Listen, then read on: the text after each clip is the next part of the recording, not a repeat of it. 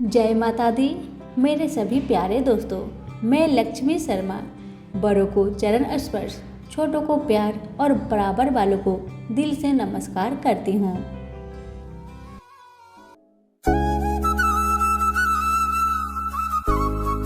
आज मैं आप सभी को सुनाऊंगी मकर संक्रांति पर सुने जाने वाली धर्मराज भगवान की 5 कथाएं।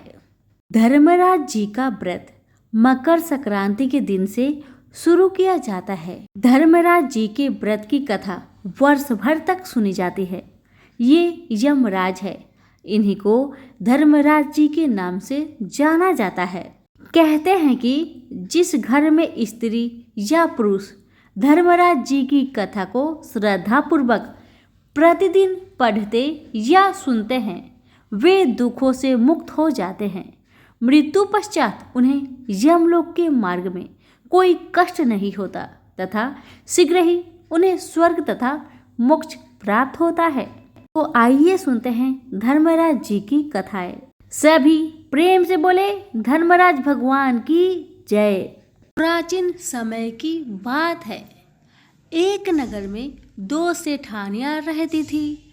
बड़ी सेठानी के घर में बहुत धन था, लेकिन वह कंजूस थी।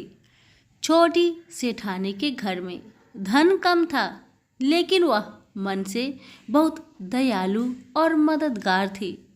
वह स्वयं को धर्म के कार्य करने और लोगों की मदद करने में लगाए रखती थी। वह रोज सवेरे गंगा स्नान करने के लिए जाती, तुलसी माता, बर पीपल सिंचती, भगवान के मंदिर में जाकर पूजा करती और धर्मराज जी की कहानी सुनती थी। जबकि बड़ी सेठानी यह सब देखकर हंसती थी और कहती थी कि पता नहीं दिन भर क्या फालतू काम करती रहती है। ऐसा करते करते दिन बीतने लगे और सेठानियां वृद्ध हो गई। तब भगवान के घर से बुलावा आया। छोटी सेठानी को लेने के लिए धर्मराज जी ने अपना विमान भेजा, जबकि बड़ी सेठानी को दूत मारते हुए ले जाने लगे। रास्ते में बड़ी सेठानी ने कहा कि मुझे भूख लगी है। तब दूत बोले कि यदि तुमने जीवन में किसी को खाना खिलाया होगा तब ही तुम्हें खाना मिलेगा। थोड़ी देर बाद उसने फिर से कहा कि मुझे प्यास लगी है। तब दूत बोले कि यदि तुमने जीवन में किसी को पानी पिलाया होगा तभी तुम्हें पानी नसीब होगा। रास्ते में उसके कांटे चुभने लगे और तेज गर्मी पड़ने लगी, लेकिन दूत उसे घसीटते हुए ले गए। अब बड़ी सेठानी बहुत पछताने लगी कि मेरे पास सब कुछ होते हुए भी दान धर्म नहीं किया। इतनी देर में धर्मराज जी का दरबार आ गया। वहां जाकर उसने देखा कि छोटी सेठानी भगवान के पास सिंहासन पर बैठी थी। उधर बड़ी सेठानी को तपते हुए कुंड में डाल दिया गया।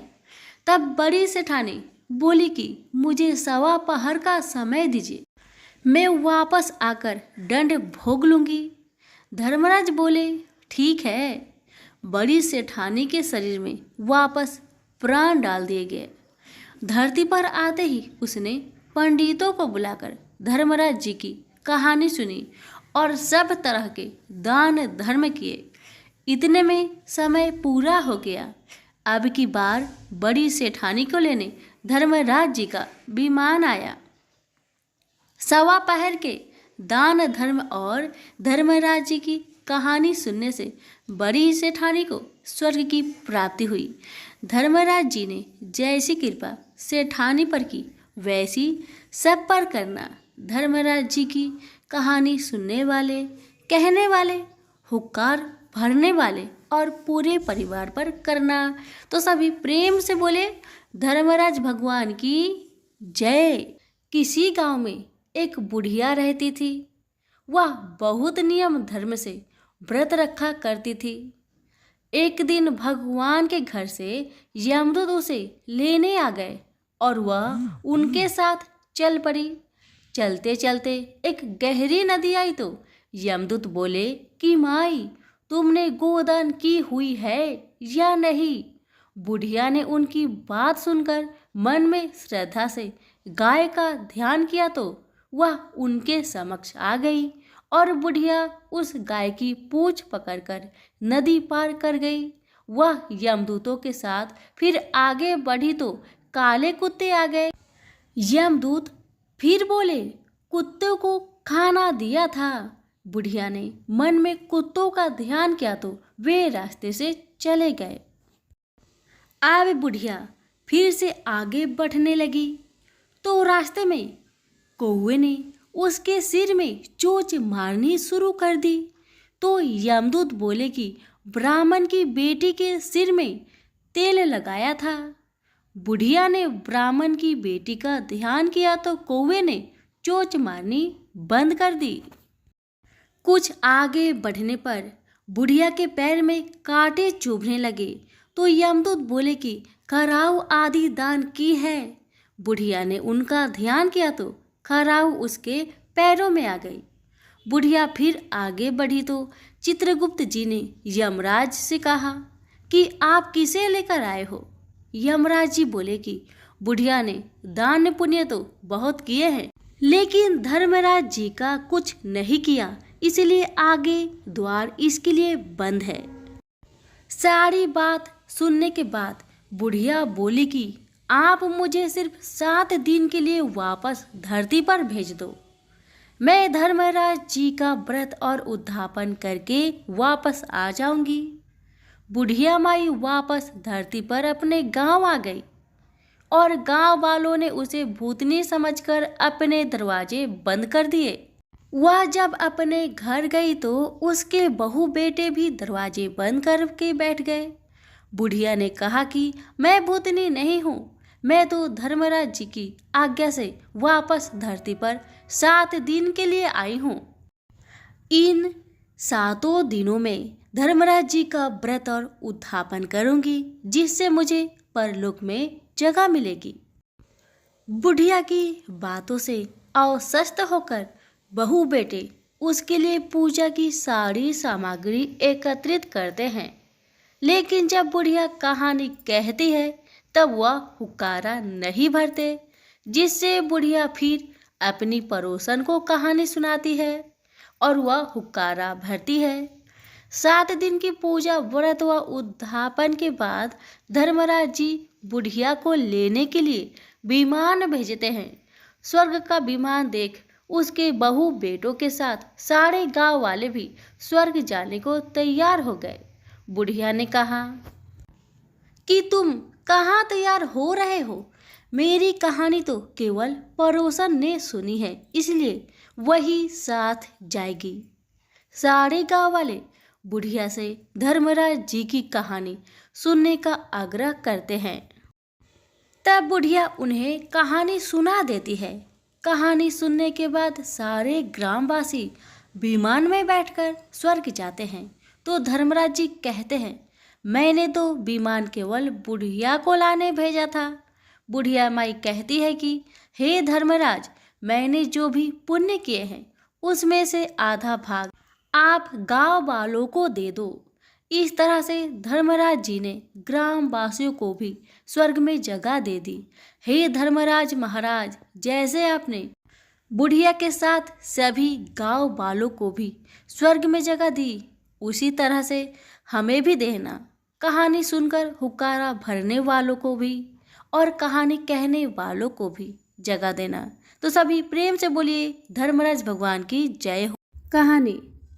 प्राचीन काल में बब्रुवाहन नामक एक राजा था। वह बड़ा धर्मात्मा और दयालु था।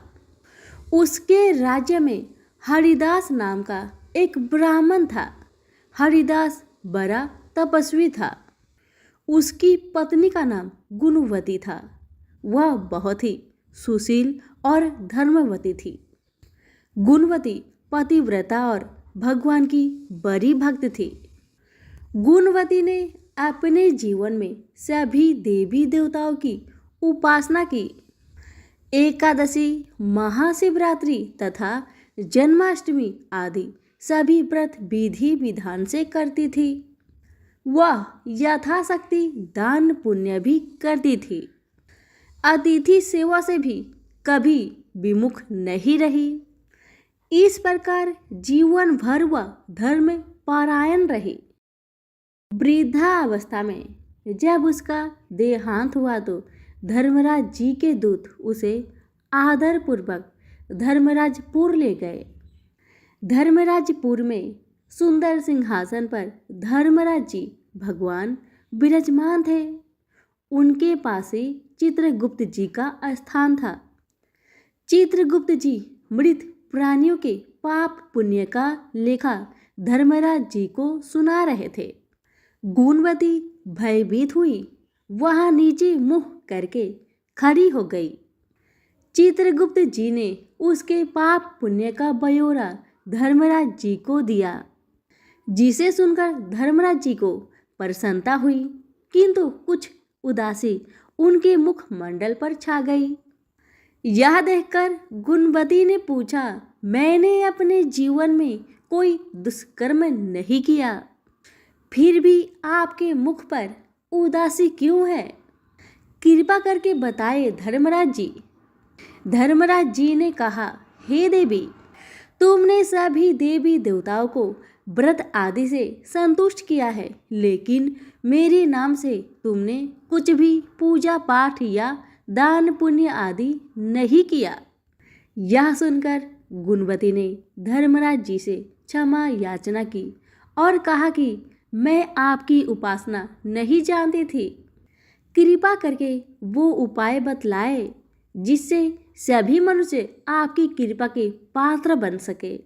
यदि मैं आपके मुख से आपके भक्ति मार्ग को सुनकर मृत्यु लोक वापस जा सकूं तो आपको संतुष्ट करने का प्रयास अवश्य करूंगी। धर्मराज जी ने बताया, मकर संक्रांति के दिन जब सूर्य भगवान उत्तरायण में प्रवेश करते हैं, उस दिन से मेरी पूजा शुरू करनी चाहिए। पूरे 1 साल तक मेरी पूजा करें और मेरी कथा सुने। एक दिन भी पूजा या कथा छूटनी नहीं चाहिए। साथ ही धर्म के इस 10 नियमों का पालन करें। पहला, धृति अर्थात धीरज रखना तथा संतुष्ट रहना। दूसरा, क्षमा करना और मन को बस में रखना। तीसरा, चोरी ना करना। चौथा, मन से पर पुरुष या पर स्त्री से बचना अर्थात मानसिक और शारीरिक शुद्धि। पांचवा, इंद्रियों को बस में रखना। छठा, बुद्धि की पवित्रता यानी बुरे विचार न करना। सातवां, पूजा पाठ तथा दान पुण्य करना। आठवां, व्रत करना और व्रत की कहानी सुनना। नौवां, सच बोलना और सच्चा व्यवहार करना। 10वां, क्रोध न करना। धर्म के इस 10 लक्षण का पालन करें। मेरी कथा नियम से सुनता रहे, दान पुण्य और परोपकार करता रहे। वर्ष भर बाद मकर संक्रांति आए तब इस व्रत का उद्यापन करे। अपने सामर्थ्य के अनुसार मेरी मूर्ति बनवाकर विधि विधान से प्राण प्रतिष्ठा करवा करके पूजा और हवन करे। साथ ही चित्रगुप्त जी की पूजा भी करे। काले तिल के लड्डू का भोग लगाए, ब्राह्मण भोजन कराए, बांस की टोकरी में 5 सेर अनाज दान करे। इसके अलावा गदा, तकिया, कंबल, चप्पल, लोटा तथा वस्त्र आदि देने चाहिए। हो सके तो गाय का भी दान करे। धर्मराज जी की बातें सुनकर गुणवती ने विनती की, हे प्रभु, मुझे फिर से मृत्यु लोक में जाने दे, जिससे मैं आपके व्रत को करूं और इस व्रत का प्रचार भी लोगों में कर सकूं। धर्मराज जी ने इसके लिए अपनी सहमति दे दी। गुणवती वापस जीवित हो गई। उसके शरीर में जान आ गई। वह उठकर खड़ी हो गई। उसके सभी परिवारजन बड़े प्रसन्न हुए। गुणवती ने धर्मराज जी वाली सभी बातें अपने पति को बताई। उसने कहा, हम धर्मराज जी का व्रत अवश्य करेंगे तथा धर्म का पालन भी करेंगे। मकर संक्रांति आने पर गुणवती और उसके पति ने धर्मराज जी की निमित्त व्रत शुरू किया। 1 वर्ष के बाद विधि विधान से इस व्रत का उद्यापन किया। इस व्रत के प्रभाव से उन्हें धर्मराज जी की कृपा प्राप्त हुई और उन्हें मोक्ष तथा स्वर्ग की प्राप्ति हुई। तो सभी प्रेम से बोलिए, धर्मराज जी की जय हो, चित्रगुप्त जी की जय हो। पौराणिक कथा के अनुसार एक बार यमराज और शनिदेव में युद्ध छिड़ गया था। अपनी अपनी माताओं के अधिकार के लिए दोनों भाई आपस में लड़ पड़े। कई महीनों तक युद्ध चलता रहा और शनिदेव और यमराज के बीच का युद्ध भयंकर मोड़ लेने लगा। सूर्यदेव समेत सभी देवताओं ने इस युद्ध को रोकने का प्रयास किया, लेकिन सभी विफल हो गए। चूंकि शनिदेव को बाल अवस्था से ही महादेव का आशीर्वाद और उनकी कृपा के साथ साथ उनके द्वारा दी गई दिव्य शक्तियां प्राप्त थी, लिहाजा शनिदेव ने यमराज को परास्त कर दिया और उन्हें अपने दंड शस्त्र से मृत्यु के घाट उतार दिया। अपने पुत्र की मृत काया को देख सूर्यदेव अत्यंत विचलित हो उठे। सूर्यदेव और उनकी दोनों पत्नियां देवी संज्ञा और देवी छाया ने महादेव का आह्वान किया और महादेव के प्रकट होने पर उनसे पुनः यम को जीवित करने का आग्रह किया। महादेव ने सूर्यदेव की प्रार्थना को ठुकराते हुए उन्हें यह समझाया कि मृत्यु अटल सत्य है और एकमात्र उनके पुत्र के लिए वह इस सत्य को परिवर्तित नहीं कर सकते हैं। तब शनिदेव ने स्वयं महादेव से प्रार्थना की और उन्हें यम को जीवित करने के पीछे का ठोस कारण भी बताया। शनिदेव ने भगवान शिव को कहा कि 1 माह के बाद मृत्यु के देवता का दायित्व संभालने के लिए महादेव स्वयं देवताओं में से ही किसी का चयन करने वाले थे। इस चयन का आधार होता है मृत्यु के चक्र को पूरा करना। यम देवता पुत्र है, किंतु उन्हें किसी भी प्रकार की दिव्य शक्ति प्राप्त नहीं हुई थी। इसी कारण से वह अमृत से वंचित थे और उनकी मृत्यु हुई। इस तरह यम ने मृत्यु का चक्र सर्वप्रथम पृथ्वी पर पूरा कर लिया है। इस आधार पर महादेव को यम को न सिर्फ जीवित करना चाहिए बल्कि उन्हें मृत्यु का देवता बनाना चाहिए। भगवान शिव शनिदेव के तर्क से प्रसन्न हुए और उन्होंने शनिदेव के आग्रह पर सूर्यपुत्र यम को जीवित कर दिया। भगवान शिव ने सूर्यपुत्र यम को मृत्यु के देवता का कार्यभार सौंपा और इस प्रकार सूर्यपुत्र यम मृत्यु के देव यमराज बने। तो सभी प्रेम से बोलिए, यमराज भगवान की जय हो। एक नगर में एक साहूकार अपनी पत्नी के साथ रहता था, लेकिन वह निसंतान थे। वह दोनों भगवान शंकर की पूजा किया करते थे। एक दिन पार्वती जी कहने लगी कि यह आपकी इतनी पूजा करते हैं, फिर आप इनकी इच्छा पूरी क्यों नहीं करते हैं? शंकर जी कहते हैं कि इन्हें संतान सुख नहीं है, इसलिए ये इतनी पूजा करते हैं। पार्वती जी बोली कि आप इन्हें पुत्र क्यों नहीं दे रहे हैं? शंकर जी ने कहा कि इनके भाग्य में पुत्र का सुख नहीं है, लेकिन पार्वती जी नहीं मानी और वह जिद करने लगी। भगवान शंकर बोले कि ठीक है, इन्हें पुत्र की प्राप्ति हो जाएगी, लेकिन वह केवल 12 वर्ष तक ही जीवित रहेगा। साहूकार शंकर पार्वती जी की बात सुन रहा था। कुछ समय बाद साहूकारनी ने पुत्र को जन्म दिया, लेकिन साहूकार को कोई खुशी नहीं हुई। पूरे परिवार में इसका जश्न मनाया गया। उनका बेटा बड़ा हुआ तो साहूकारनी कहने लगी कि मैं अपने बेटे का ब्याह रचाऊंगी। साहूकार ने उसे बहुत मना किया, लेकिन वह नहीं मानी। तो साहूकार ने उसे कहा कि हमारे बेटे की आयु केवल 12 वर्ष तक ही है। साहूकार ने कहने लगी कि कोई बात नहीं, मैं इसका ब्याह करके अपने मन की तो कर लूं। साहूकार ने बेटे का विवाह कर दिया। घर में बहू आ गई और उन्होंने बहू को सारी बात बता दी कि उनके बेटे की आयु केवल 12 वर्ष की है। बहू ने कहा कि कोई बात नहीं, मेरे भाग्य में जो लिखा था वह हुआ। अब हम तीनों मिलकर पूजा क्या करेंगे। और उन्होंने हर रोज पूजा आरंभ कर दी। एक दिन ऐसा भी आ गया जब लड़के की आयु पूरी हो गई। यमराज साहूकार के बेटे को लेने आ गए तो साहूकार कहने लगा कि मेरा पुत्र अपनी पत्नी के साथ है। यमराज उसकी पत्नी के पास गए तो वह बोली, अभी तो मेरे पति ने जीवन का कोई सुख नहीं देखा और आप उसे लेने आ गए। यमराज बोले, इसकी इतनी ही आयु थी जो यह भोग चुका है। पत्नी ने कहा कि हे भगवान, कोई ऐसा उपाय नहीं है जिससे मेरे पति की आयु बढ़ जाए। यमराज बोले कि यह क्या होता है। लेकिन भगवान बोले कि यमराज का काला कंबल, लोहे का तसला 5.25 रुपये उठाकर रख दे।